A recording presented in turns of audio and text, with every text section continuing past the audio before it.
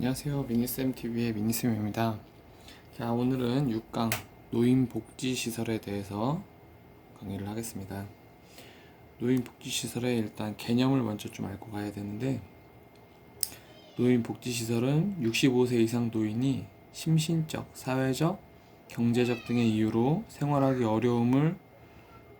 어려울 때 이용하거나 거주하는 시설로 노인 복지를 증진하기 위한 시설을 의미합니다.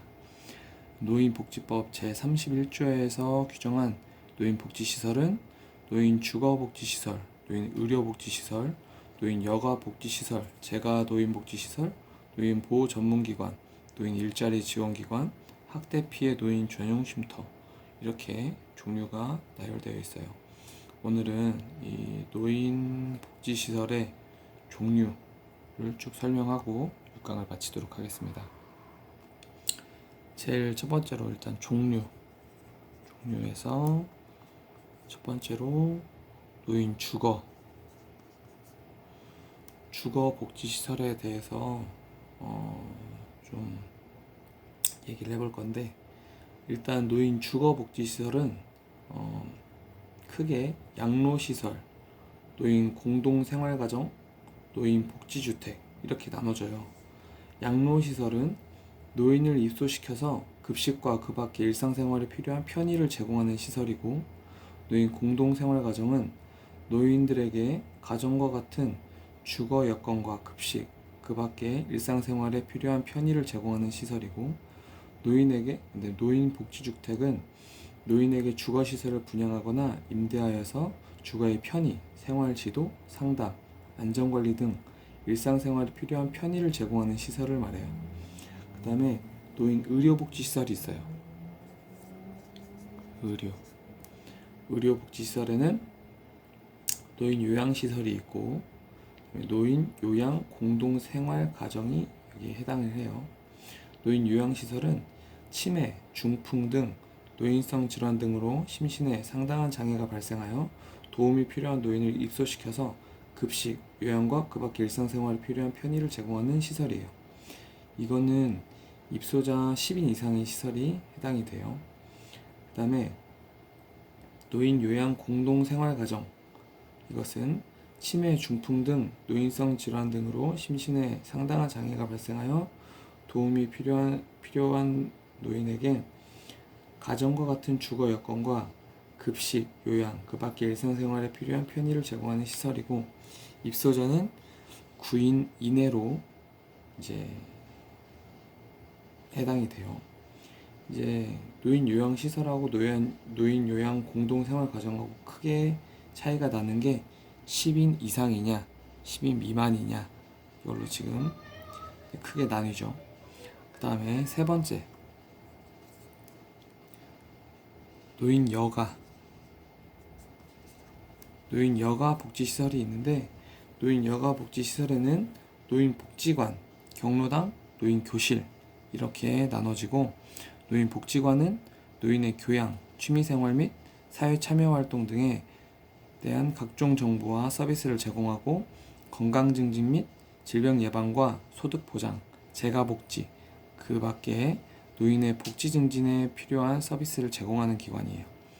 그 다음에 경로당은 노인들이 자율적으로 친목을 도모하고 취미생활, 공동작업장 운영, 각종 정보 교환과 기타 여가 활동을 할 수 있는 장소로 이제 각 마을마다 있죠, 경로당. 그 다음에 노인교실, 노인들에 대하여 사회활동 참여 욕구를 충족하기 위하여 건전한 취미생활, 건강유지, 소득 보장, 기타 일상생활과 관련한 학습 프로그램을 제공하는 곳이에요. 그 다음에 네 번째, 재가 노인복지시설.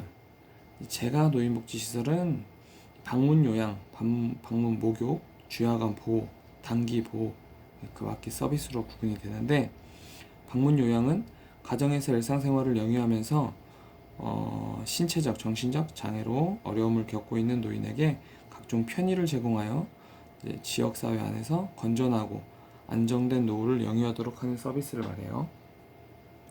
방문 목욕, 이것은 이제 목욕 장비를 갖추고 제가 노인을 방문하여서 목욕을 제공하는 서비스를 말해요. 쥐야간 보호. 부득이한 사유로 가족의 보호를 받을 수 없는 심신이 허약한 노인과 장애 노인을 주간 또는 야간 동안에 보호시설에 입소시켜서 각종 편의를 제공하여 이들의 생활 안정과 심신 기능의 유지, 향상을 도모하고 그 가족의 신체적, 정신적 부담을 덜어주기 위한 서비스를 말해요. 그 다음에 단기 보호.